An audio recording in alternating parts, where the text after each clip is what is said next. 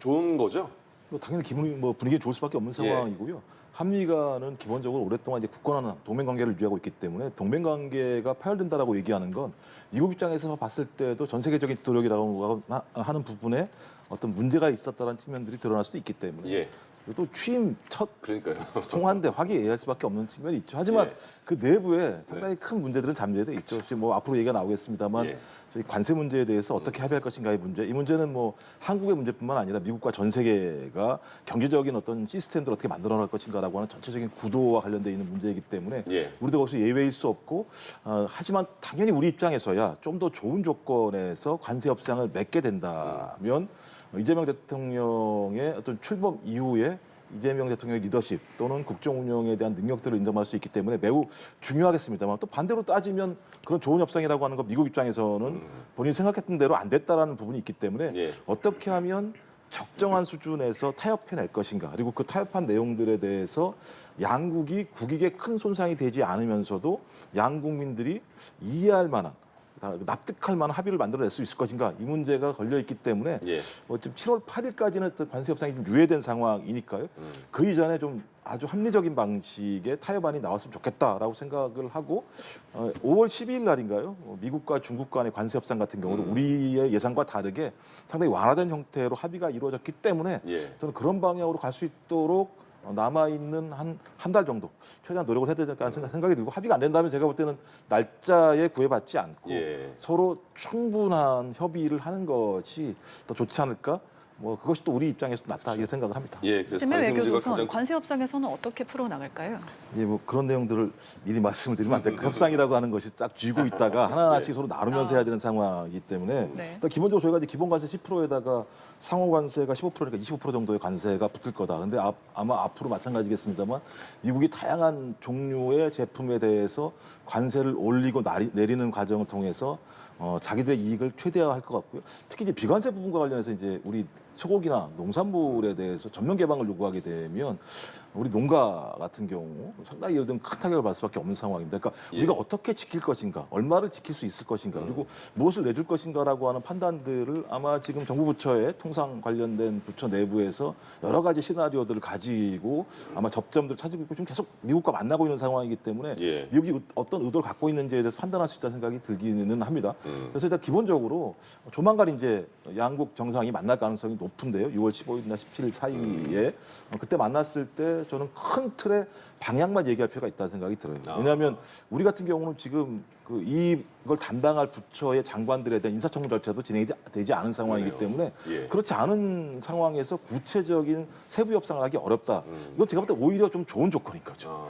다른 나라는 이런 조건이 없는데 예. 우리 인사청문 절차가 있으니까 저는 그래서 국민의힘이 이거 가지고 좀 많이 싸워줬으면 좋겠다 이런 생각이 들긴 해요. 차라리. 인사청문 문제가 그래서 충분히 내부에서 잘 준비하고 예. 잘 준비한 내용들을 가지고 아주 섬세하게 배치할 필요가 분명히 있다.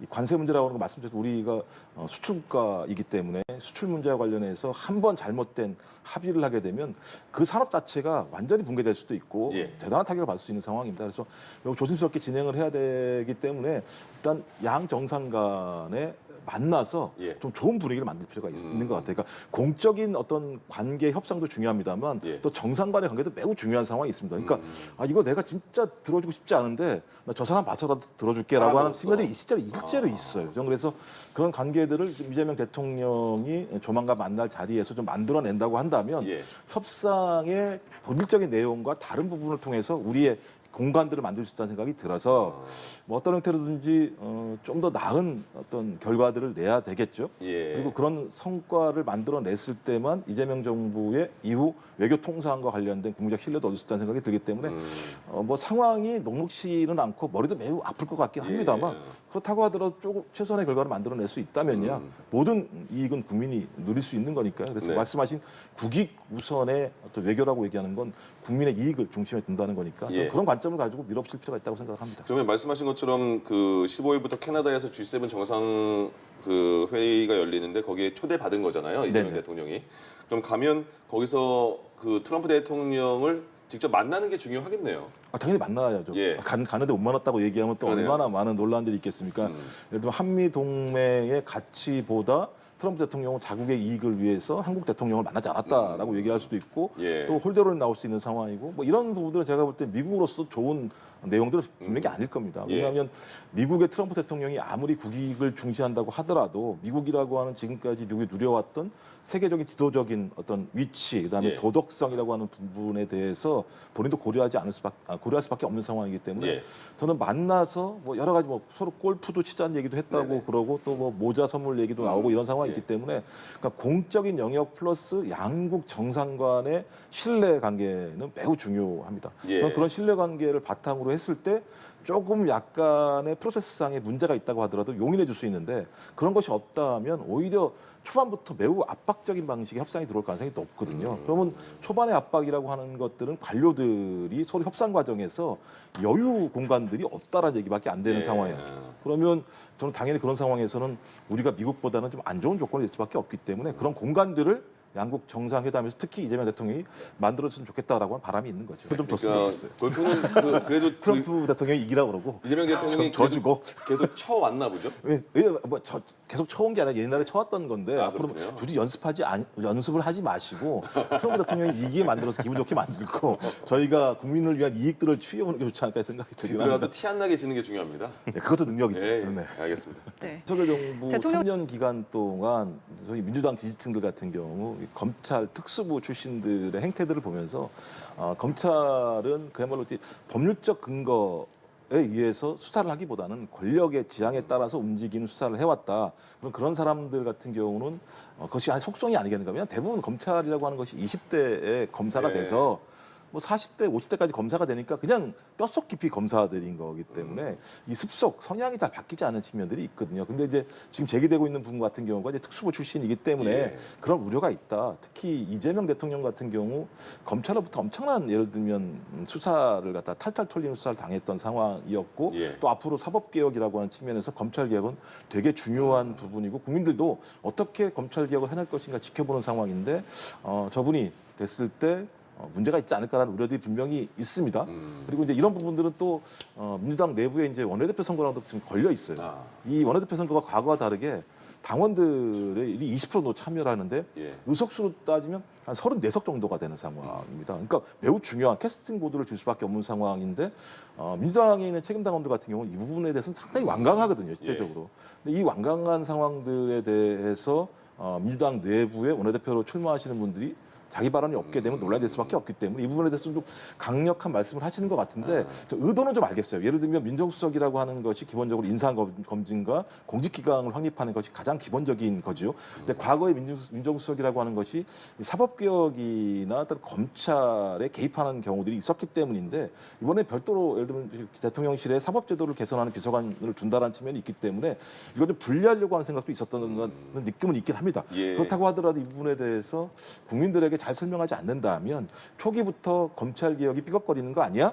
또 아니면 검찰 특수부 출신들이 다시 한번 어떤 로비를 통해서 소위 사법 개혁들을 막는 거 아니야?라는 우려가 분명히 있을 거라는 생각이 들기 때문에 이것 때문에 지금 아마 이재명 대통령과 지금 대통령실 같은 경우도 상당히 고민에 빠져 있는 것 같고요. 예. 하지만 조만간 빨리 얘기를 해야겠죠. 민정수석의 일이라고 하는 그 무게감을 생각했을 때 그 시간을 더 끌면 끌수록 오히려 더 혼선을 줄 수 있기 때문에 저는 빠른 시일 내에 결단을 해서 정리를 할 필요가 하는데 있다고 생각을 합니다. 이거는 좋은 모습으로 보이는데요. 이게 상식인 거죠. 예. 원래대로라면 이렇게 전화 통화를 하고 선거 승자, 그러니까 패자는 승자를 축하해주고 예. 승자는 패자에게 위로를 해주는 관행을 만드는 건 선거라고 하는 것이 전쟁과 같은 정치가 아니다. 예. 서로 국민들의 표를 얻기 위한 설득 과정이고 그 과정에서의 공론에 대한 존중이다라고 판단을 했어야 되는데 이제 뭐 제가 또 갑자기 전 정부 얘기를 하게 되네요. 그러니까 예. 윤석열 전 대통령 같은 경우 행태가 좀 상례와 다른 방식들의 모습들을 보였기 때문에 이후에도 마찬가지입니다만 국민의힘 내외도 그런 게 있는 것 같아요. 동일한 방식의 정치보복이 있을지도 모른다라고 하는 공포감들을 가지고 계신 것 같은데 이미 이재명 대통령이 수시로 얘기했듯이 예. 정치보복은 없다. 그러니까 핵심적으로 지금 그런 거 할 시간이 없다. 그러니까 그 내란을 빨리 종식시켜서 그 힘을 바탕으로 국민적 통합을 만들어내고 민생을 회복해서 경제가 되도록할 수 있는 것이 가장 중요한데 예. 언제 정치보복을 하겠느냐. 전 그래서 정치보복은 없다라고 하는 것들을 만들 필요가 있을 것 같고요. 정치보복이 어떤 모습을 만들어냈습니까? 소위 예. 이 이재명 그 당시 후보였던 어떤 당대표가 정치 테러를 당하는 일까지 벌어졌거든요. 정치가 뭐라고 사람을 죽이는 행태까지 나올 수 있는가라고 하는 근본적인 질문을 할 수밖에 없기 때문에 이건 누군가 끊어야 된다. 과거 DJ 대통령이 그런 정치보복의 관행들을 끊어냈듯이 이제 양극화된 우리 정치에서 이재명 대통령이 그런 정치보복을 끊어내는 역할을 한다. 그래서 세 가지 중요한 어떤 본인의 앞으로의 업적이 필요하다는 생각이 들어요. 그러니까 소위 내란이라고 하는 부분들을 국민적 합의하에서 잘 종식해 나갈 수 있을 것인가. 예. 그다음에 빠른 시일 내에 국민적인 합의를 모아내서 민생을 회복하고 경제가 재도약할 수 있는 마중물을 제대로 만들어낼 수 있을 것인가. 그리고 우리 정치가 전쟁과 같은 정치를 끝내고 소위 대화 타협을 통해서 정치 보복이 없는 그야말로 건강한 경쟁 체제의 시스템을 만들어낼 수 있는 길. 예. 저는 이 세 가지 길만 나름대로 방향만 잡아도 저는 그 자체로 제가 볼 때 성공한 대통령이 될 수 있다고 갈등은 생각합니다. 경쟁이다 이렇게 말씀해 주셨는데 어떻게 보고 계십니까? 야, 이 타당 문제여서 쉬운 문제는 아닌데 말씀하셨던 것처럼 뭐 당연히 선거가 패배하고 나면 내용이 발생할 수밖에 없는 예. 것이고요. 건강한 정당이라면 이 내용들을 하나의 혁신의 동력으로 만들어낼 필요가 있다는 생각이 들어서 저는 뭐 두 가지 길이겠죠. 소위 비대위 체제를 유지할 것이냐, 아니면 전당대회로 갈 것이냐. 이 합의에 따라서 저는 전당대회로 간다면 여전히 국민의힘이 신윤 체제로 간다라고 볼 가능성이 높을 수밖에 없는 것이고, 전당대회로 간다면 판을 다시 한번 만들어 보자라는 측면이 있는 것 같은데요. 어떤 형태로 가든 가장 중요한 문제는 좀 세 가지 정도의 혁신의 전제 조건이 있다고 생각을 합니다. 하나는 내란 문제에 대한 진짜 진정성 있는 공식적인 사과와 반성이라고 하는 부분들, 그 국민에 대한. 두 번째가 당원들에 대해서 후보 바꿔치기라고 하는 과정이 분명히 있었죠. 그러니까 정당한 전당대회를 통해서 당선된 김문수 후보를 한덕수 전 총리로 교체하려고 했던 이 반민주적인 정당 운영 체제에 대한 당원들에 대한 반성과 사과 문제가 있을 것 같고요. 아직도 여전히 이 작은 분파입니다만 부정선거를 주장하시는 분들에 대해서 부정선거가 없다라고 하는 명확한 입장. 전 이 세 가지 정도가 나오고 난 다음에 경쟁을 들어가야 된다. 예. 그렇지 않고 그냥 경쟁하자고 얘기하면 또다시 권력을 나누려고 하는 것이 아니냐 이런 생각이 있기 때문에 저는 그런 것이 전제가 된다고 한다면 저는 그런 것을 전제로 해서 당의 복원뿐만 아니라 여야 또는 정치의 복원도 이룰 수 있다는 생각이 들어요. 그래서 지금같이 싸우는 정치가 아니라 잘못한 것은 반성하고 그 반성한 어떤 정치적인 세력이나 정당에 대해서는 그것을 인정해주고 그 인정과 반성을 통해서 다 함께 이제 토론하고 합의해서 국민들이 봐도 아 저기는 토론하면 뭔가 나와라고 하는 정치를 만들 수 있는 과정으로 갔으면 좋겠는데 예. 아 우리 정치가 쉽지 않죠. 그게 이제 문제죠. 어쩌면 고질적인 병이기도 하고요. 어떤 활동을 할 것 같아요? 모르겠습니다. 이게 너무 말씀이 강하셔가지고 그러니까요. 그러니까 저부터 거의 화전민 정치를 말씀하시는 거잖아요. 그러니까 적어도 이제 이 땅이 제대로 그 땅에 살려면 걸음을 줄 수 있도록 그 땅에게 애정을 많이 쏟아야 되는 거잖아요. 예. 그런 면에서 홍준표 전 대구시장이 국민의힘을 위해서 그만큼의 걸음을 주고 애정을 쏟았는지 전 잘 모르겠습니다. 저는 네. 그런 분들은 그런 얘기 할 수 있다는 생각이 들어요. 내가 그렇게 아무리 걸음을 주고 뭘 해도 그 땅에는 씨가 제대로 싹 트질 않아. 그러니 싹 태워서 화전민처럼 그 죄를 통해서 다시 올라가자 이렇게 얘기할 수 있을지 모르겠습니다만 본인이 그만큼 걸음을 줬는지 잘 모르겠다라는 생각이 들고요. 이제 또 하나는 좀 복잡한 것 같습니다. 그러니까 친윤과 친한이 갈등을 빚고 있고 또 그 외부에 말씀하신 이준석 개혁신당 국회의원부터 시작을 해서 홍준표 전 대구시장도 계시고 또 유승민 국민의힘에 계시면 유승민 의원이라는 분도 계시고 또 중립지대로서 김종인이라고 하는 분도 계시고 이런 분들이 국민의힘과 또 다른 형태의 또 형태들의 모습들을 가지고 있는 모습들이 있고요. 거기다가 또 친윤 같은 경우 과거에 이준석 또 후보와 연대하려고 하는 흐름도 있었습니다. 그러니까 매우 복잡한 과정들에 처해 있기 때문에 예. 정치라고 하는 것이 어떤 모습을 그릴 수 없다는 생각이 들긴 합니다만 여하간 하와이에서도 저렇게 발언 하나하나가 큰 어떤 영향을 미치는데 예. 돌아와서 말씀을 하시기 시작하면 예. 더 큰 갈등이 있을 수밖에 없다는 생각이 듭니다. 근데 저럴 때 가장 중요한 방법은 뭐냐면요. 예. 국민의 힘이라고 하는 본진이 국민의 뜻에 맞게 혁신들을 시작해 가면 홍준표 전 대구시장이 뭐라고 얘기해도 그 파장은 그렇게 크지 않을 수밖에 없기 때문에 예. 문제는 스스로에게 있다라고 판단이 들고요. 뭐 예. 그건 제가 볼 때는 국민의힘뿐만 아니라 민주당도 마찬가지죠. 승리에 도취해서 오만하면 지지율 바로 떨어지거든요. 네. 저는 모든 정당이 국민의 뜻이 무엇인지를 빨리 캐치해서 그런 길로 가도록 각고의 노력을 하는 것이 중요하다. 그랬을 때 지지를 얻을 수 있고 이번처럼 집권을 할 수 있다 이렇게 생각을 합니다. 어쨌든 정치는